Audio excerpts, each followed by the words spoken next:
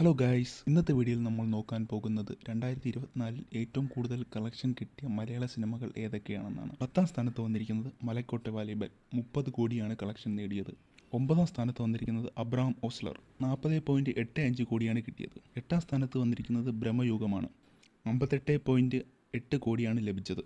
7ാം സ്ഥാനത്ത് വന്നിരിക്കുന്നത് ടർബോയാണ്, 70 കോടിയാണ്. ഇതിൻ്റെ കളക്ഷൻ ഇപ്പോഴും മുമ്പിലോട്ട് പോയിക്കൊണ്ടിരിക്കുകയാണ്.